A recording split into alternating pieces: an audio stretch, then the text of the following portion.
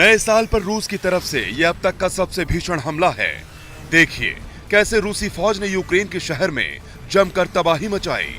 ये यूक्रेन के दक्षिण पूर्वी शहर निप्रो की एक रिहायशी इमारत के खंडहर में तब्दील होने के बाद का मंजर है, जब रूसी मिसाइल के हमले में कई बेगुनाहों को मौत की नींद सुला दिया गया। रूस के राष्ट्रपति व्लादिमीर पुतिन ने यूक्रेन युद्ध में अपनी रणनीति बदलने का जिक्र किया था, जिसका असर इस बड़ी तबाही की शक्ल में दिखाई पड़ रहा है। बताया जा रहा है कि रूस ने शनिवार को एक साथ 33 मिसाइलें दागी, जिसके बाद निप्रो में हाहाकार मच गया। इस रूसी मिसाइल हमले में 29 लोगों की जान चली गई। चारों तरफ मिसाइल हमले के बाद मलबा ही मलबा दिखाई पड़ रहा है।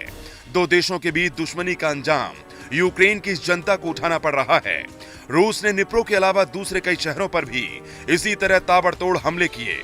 रूस के रक्षा मंत्रालय ने माना कि उसने मिसाइल हमले किए, लेकिन निप्रो की रिहायशी इमारत का जिक्र नहीं किया। पुतिन ने जब से युद्ध की कमान नए कमांडर वालेरी गेरासिमोव को दी है, उसके बाद यूक्रेन के खिलाफ रूसी सेना की यह सबसे बड़ी कार्रवाई मानी जा रही है। एक तरफ जहां रूस यूक्रेन पर लगातार मिसाइलों से हमला कर रहा है, तो दूसरी तरफ पुतिन ने एक बार फिर यूक्रेन पर परमाणु हमले की धमकी दी है। रूस एक बार फिर यूक्रेन जंग में टैक्टिकल न्यूक्लियर वेपन के इस्तेमाल करने की तैयारी कर रहा है। सवाल है कि आखिर टैक्टिकल न्यूक्लियर हथियार होते क्या हैं और ये कितनी बड़ी तबाही मचा सकते हैं। दरअसल रूस के पास 1 किलोटन से लेकर 100 किलोटन क्षमता के 2000 छोटे न्यूक्लियर बम हैं, जिन्हें टैक्टिकल न्यूक्लियर वेपन यानी सामरिक परमाणु हथियार कहा जाता है। इन्हें बैटलफील्ड या फिर नॉन स्ट्रेटेजिक परमाणु हथियार के नाम से भी जाना जाता है।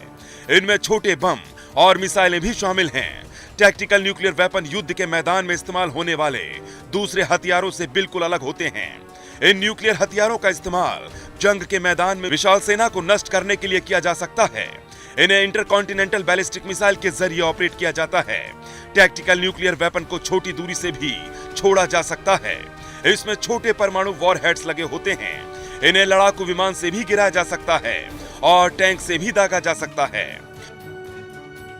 दुनिया के कई ऐसे देश हैं जो परमाणु ताकत से लैस हैं। इन देशों के पास ज्यादा ताकत और भारी तबाही मचाने वाले जहां स्ट्रेटेजिक न्यूक्लियर हथियार तो हैं ही, साथ ही कम घातक टैक्टिकल न्यूक्लियर वेपन भी हैं।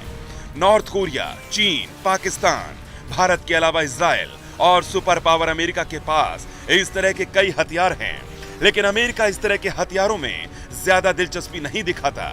लेकिन रूस के पास टैक्टिकल न्यूक्लियर हथियारों की अच्छी खासी तादाद है। खासकर RDS-4 नाम का टैक्टिकल न्यूक्लियर वेपन रूस के पास बड़ी संख्या में है। हालांकि यूके और फ्रांस के पास नॉन स्ट्रेटेजिक परमाणु हथियार नहीं है, लेकिन सबसे अहम बात ये कि युद्ध जीतने के लिहाज से टैक्टिकल न्यूक्लियर वेपन बेहद अहम माने जाते हैं।